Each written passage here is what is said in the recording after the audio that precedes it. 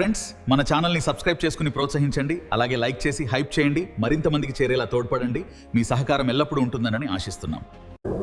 Friends, దేశం యావత్తు నివ్వెరపోయే ఒక దురదృష్టకర సంఘటన విజయవాడలో జరిగినట్టుగా వార్తలు పెళ్ళుబుకుతున్నాయి. ప్రతిపక్ష పార్టీలు కానీ, మానవ హక్కుల సంఘాలు కానీ, న్యాయవాదులు కానీ మాట్లాడుతున్న అంశాలు పెను సంచలనాలని బహిర్గతపరుస్తున్నాయి. 24 ఏళ్ల యువకుడిని గత నెల 9వ తారీఖున అరెస్టు చేసి లాకప్ డెత్ చేశారన్న అభియోగం ఇవాళ విజయవాడ ప్రజానీకాన్ని కుదిపేస్తున్నమాట వాస్తవం. కృష్ణలంక ప్రాంతానికి చెందినటువంటి గాదే సాయి కృష్ణ 24 ఏళ్ల యువకుడు. అతని పైన 10, 14 కేసులున్నాయి. అతను సరిగా కోర్టుకి హాజరు కావట్లేదు. ఆ కేసులకు భయపడి అతను విజయవాడ వదిలి మార్కాపురం వెళ్ళి అక్కడ జొమాటోలో డెలివరీ బాయ్గా పనిచేసి బతుకుతున్నాడు. ఇది స్థూలంగా అతని కుటుంబ వ్యక్తిగత నేపథ్యం. అతని తల్లి ఉంది. ఆ తల్లికి ఇతను ఒక్కడే కొడుకు. ఇక్కడ జరిగిందేంటి, ఒకవేళ ఎన్బిడబ్ల్యూ ఒకవేళ కోర్టు ఇష్యూ చేసిన, అంటే నాన్ బెయిలబుల్ వారెంట్ ఇష్యూ చేసిన, అరెస్టు చేసి కోర్టులో ప్రవేశపెట్టే అధికారం మాత్రమే పోలీసులకు ఉంది తప్ప చిత్రహింసలు పెట్టి చంపేసే హక్కు పోలీసులకు ఎక్కడా లేదు. అసలు 3rd డిగ్రీనే భారతదేశ చట్టాలు బ్యాన్ చేశాయి. కానీ సాయి కృష్ణను చిత్రహింసలు పెట్టారనేది అతని కుటుంబ సభ్యులు, తల్లి, మేనమామ ఆరోపిస్తున్నారు. వాళ్ళు చెప్తున్నటువంటి కథనాలు వింటే ఒళ్ళు గగుర్లు పడిచేలా ఉంది. లాకప్లో అతన్ని ఎంతగా హ్యూమిలేట్ చేయాలో, ఎంతగా హింసించాలో అంతగా హింసించారు. సుబ్బారావు అనే ఒక ఆర్ఎంపీ డాక్టర్ని పిలిపించి గోళ్ళు పీకించారు. కాలిగోళ్ళు, చేతి గోళ్ళు పీకించి అక్కడ కట్లు కట్టించారు. ఎక్కడికెక్కడ ఎముకలు విరిగిపోయేలా చేశారు. చివరికి అతను చనిపోతే బాత్రూంలో పడేశారు. ఆ తర్వాత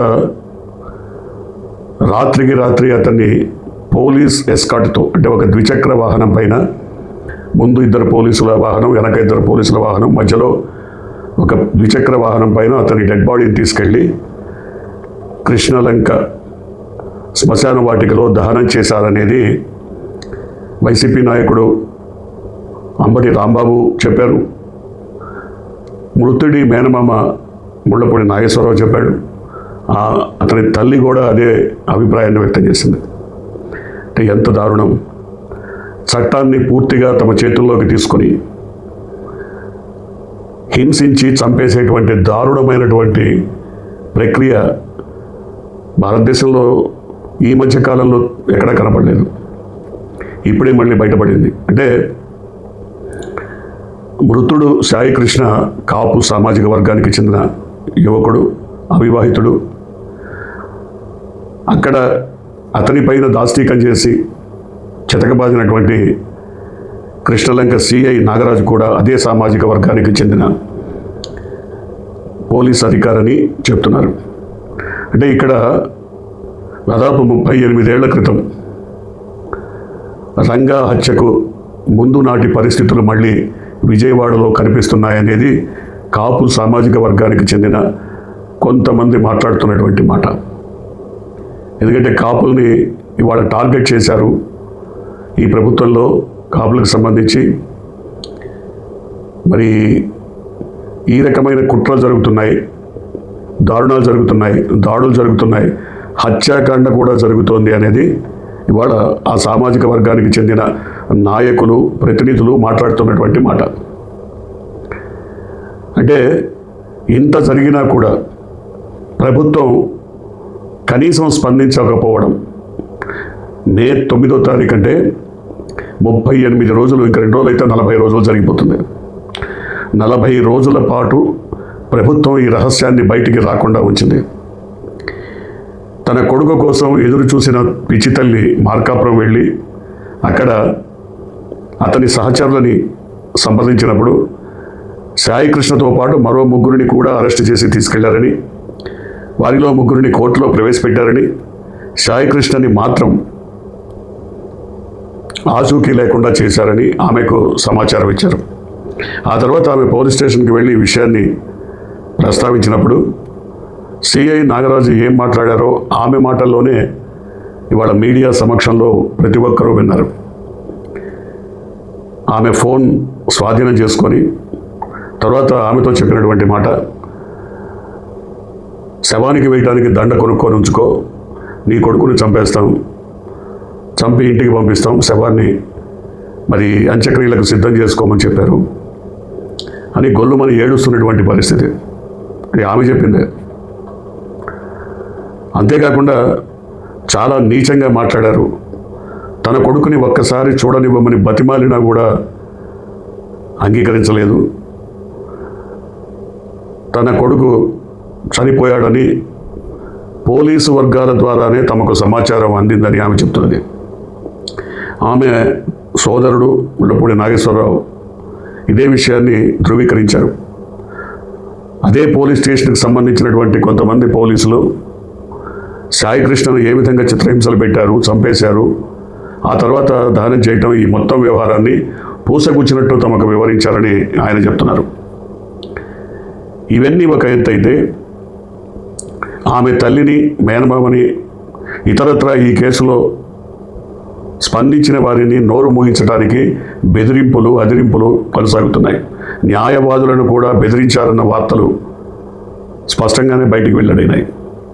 అంతేకాకుండా ₹1,00,00,000 ఆ తల్లికి కానీ మేనమామకు కానీ వసూపారని, ఇంతటితో ఈ అంశాన్ని వదిలేయాలని బెదిరించారని వాళ్ళు చెప్తున్నారు. ఎక్కడికి పోతుంది న్యాయ వ్యవస్థ, పోలీస్ వ్యవస్థ? రాష్ట్రంలో పోలీసింగ్ అంటే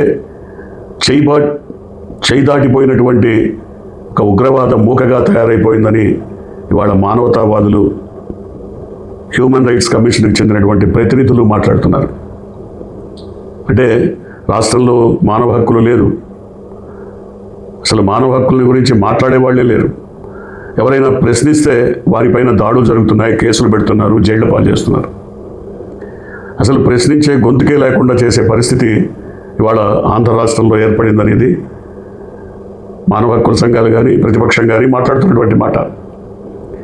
ఇదొకటే కాదు, ఇవాళ సాయికృష్ణ ఉన్నాడా లేడా అనేది అర్థం కాక తల్లి హైకోర్టులో హెబియస్ కార్పస్ పిటిషన్ వేశారు. స్పందించినటువంటి హైకోర్టు అతన్ని కోర్టులో ప్రవేశపెట్టాలన్నప్పుడు పోలీసులు చేతులు ఎత్తేశారు. పోలీసుల దయనీయమైనటువంటి స్థితిని చూసిన తర్వాత హైకోర్టు ఈ నెల 29న అతన్ని కోర్టులో ప్రవేశపెట్టాలి అని ఉత్తర్వులు జారీ చేసింది. అంటే ఒక పథక రచన తెర వెనుక జరుగుతోందని మేనమామ తల్లి చెప్తున్నారు. అతను పారిపోయాడని, తమ దగ్గర లేడని, పట్టుకొస్తామని కట్టుకథలు అల్లుతున్నారు. వీటిని రేపు కోర్టులో వినిపించబోతున్నారు. నిజానికి నా కొడుకుని చంపేశారు అని తల్లి బోరున విలపిస్తోంది. మేనమామ అయితే కనీసం శవాన్నైనా మాకు ఇవ్వండి, హిందూ సంప్రదాయ ప్రకారం కర్మకాండ జరిపించుకుంటామని ఆయన ప్రాధేయపడ్డారు. వారిని పలుసార్లు కోరుకున్నారు. కానీ చెవిటిమాడి ముందు శంఖమూదినట్టు పోలీసులు వీటిని పట్టించుకోవట్లేదు. అసలు హోంమంత్రి అయితే దీని గురించి చాలా లైట్ తీసుకున్నారు. ఒక కస్టడీలో ఉన్నటువంటి, పోలీస్ లాకప్లో ఉన్నటువంటి ఒక యువకుడు చనిపోవటాన్ని, అతన్ని శవాన్ని మాయం చేయటాన్ని చాలా చిన్న విషయంగా తీసుకున్నారు. వైఎస్ఆర్సీపీ ప్రభుత్వంలో ఒక ఎమ్మెల్సీ ఇంట్లో కారు డ్రైవర్ చనిపోతే అతని శవాన్ని పార్సిల్ చేశారని 4 ఏళ్ల పాటు దాని గురించి ప్రతిరోజు చర్చించినటువంటి పరిస్థితి. మరి ఇప్పుడేం జరుగుతుంది? కనీసం శవాన్ని ఆ కుటుంబానికైనా అప్పచెప్పిన వ్యవహారం అప్పుడు జరిగింది. ఇప్పుడు పోలీసులే దహనం చేశారని చెప్తున్నారు. మానవ హక్కుల సంఘాలు ఈ అంశాన్ని గురించి మరి తీవ్రంగానే స్పందించే పరిస్థితి కనబడుతోంది. హైకోర్టు అయితే 29న తప్పకుండా కోర్టులో ప్రవేశపెట్టాలని ఉత్తర్వులు జారీ చేసింది. దీని మీద ఎవరేం మాట్లాడినా వ్యూహాత్మక మౌనం. ముఖ్యమంత్రి మాట్లాడు, షాడో ముఖ్యమంత్రిగా ఉన్నటువంటి ఆయన తనయుడు మాట్లాడు, కాపు సామాజిక జనోద్ధారకుడైనటువంటి డిప్యూటీ సీఎం మాట్లాడు. కానీ ఇవాళ విజయవాడలో కాపులందరూ కూడా సంఘటితమవుతున్నారు. ఎందుకంటే 1988 నాటి పరిస్థితులు మళ్ళీ పునరావృతమవుతున్నాయన్న బాధ, ఆవేదన, ఆక్రోశం వారిలో కనబడుతోంది. తమ సామాజిక వర్గాన్ని అణిచివేయటానికి రకరకాలుగా తమ వారినే ప్రయోగిస్తున్నారన్న అభిప్రాయం వ్యక్తం చేస్తున్నారు. సో ఈ ప్రభుత్వం ఇటువంటి అంశాలపైన ఎందుకు స్పందించట్లేదు అన్నది ఎవరికీ అర్థం కానటువంటి విషయం. కర్నూలు జిల్లాలో నంద్యాల దగ్గర ఉచ్చుమరిలో ఒక 8 ఏళ్ల బాలికని సామూహిక మానభంగం చేసి చిత్రహింసలు పెట్టి ముక్కలు ముక్కలుగా నరికేసి నదిలో పారేశారన్న వార్తలు సంచలనం కలిగించిన మాట వాస్తవం. మరి ఆ పాప ఆచూకీ కానీ శవాన్ని కానీ 2 సంవత్సరాలైనా ఇప్పటికీ ఆ కుటుంబానికి అప్పగించని నేర చరిత్ర ఎవరిది? ఘోర చరిత్ర ఎవరిది? ఎందుకంటే ఈ ప్రభుత్వం వచ్చాక ఇలాంటి నేరాలు, ఘోరాలు ఎన్ని జరిగినా జగన్మోహన్ రెడ్డిని తిట్టిపోయడానికి వచ్చేటువంటి హోంమంత్రి వీటి మీద ఏ రకమైనటువంటి చర్యలు తీసుకున్నారో చెప్పలేనటువంటి దయనీయ స్థితిలో ఉన్నారన్నది ప్రతి ఒక్కరికి అర్థమవుతుంది. ఎస్, ఇవాళ కృష్ణలంక సిఐ నాగరాజుని వీఆర్కి పంపించారు. అది నిజంగా పెద్ద ఘోరమైన చర్య కాదే. సస్పెండ్ చేశారా? డిస్మిస్ చేశారా? అతని మీద ఒక ఎంక్వైరీ కమిటీ వేశారా? ఇలాంటివేమీ లేకుండా వీఆర్లో పంపించారు. వేకెన్సీ రిజర్వ్డ్, దాంట్లో మళ్ళీ తీసుకొచ్చి పోస్టింగ్ ఇస్తారు. అదేం పనిష్మెంట్ కాదు కదా. ఏ రకమైన చర్యలు తీసుకున్నారో ఆమె చెప్పలేని పరిస్థితి. ఆమె కాదు, పోలీస్ డిపార్ట్మెంట్లో ఎవరూ కూడా మరి ఒక బలమైనటువంటి వెన్నుదన్నుగా ఒక ఫోర్స్ లేకపోతే ఇలాంటి చర్యలు చేయలేరు అనేది ఇవాళ సాయికృష్ణ మేనమామ స్పష్టంగా మీడియాతో మాట్లాడారు. ఎవరున్నారు మరి ఇలాంటి ఘాతుకాలకు పాల్పడటానికి పోలీసులకి వెన్నుదన్నుగా ఉన్నది ఎవరు?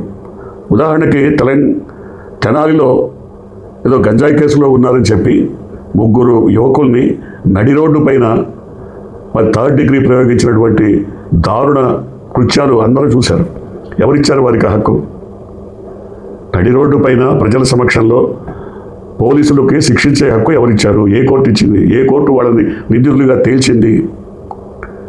ఇవాళ సాయికృష్ణని నిందితుడిగా తేల్చాల్సింది కోర్టు కదా. 10 కేసులున్నా 14 కేసులున్నా అతను నిందితుడిగానా లేకపోతే దోషిగానా తేల్చాల్సింది కోర్టు కదా. పోలీసులే కోర్టు పవర్స్ అన్ని చేతిలోకి తీసుకొని శిక్ష అమలు చేసేటువంటి పరిస్థితి ఏర్పడిందంటే ఇక న్యాయ వ్యవస్థ కూడా మరి ఎందుకు మౌనంగా ఉంటుందో అర్థం కానటువంటి పరిస్థితి.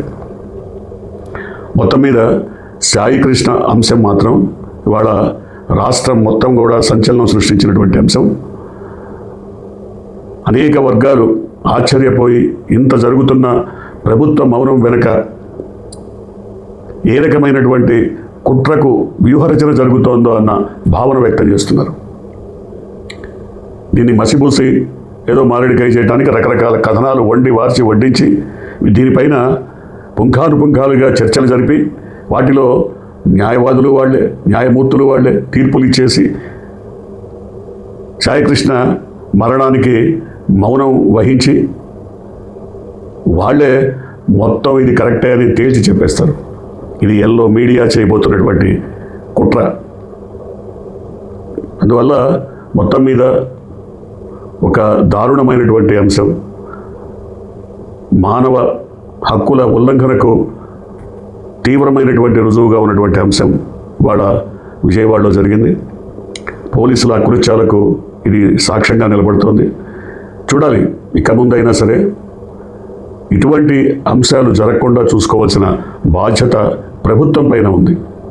ప్రభుత్వమే వెన్నుదన్నుగా నిలబడి వీటిని ప్రోత్సహించే పరిస్థితి కనుక వస్తే అరాచకం పెచ్చరిల్లేటువంటి పరిస్థితి కనబడుతోంది. చూద్దాం ఏం జరగబోతుందో. ఛానల్ వీక్షకులకు ధన్యవాదాలు. మరిన్ని మంచి వీడియోల కోసం ఛానల్ను లైక్, షేర్, సబ్స్క్రైబ్ చేయండి. అలాగే కామెంట్తో హైప్ చేయండి.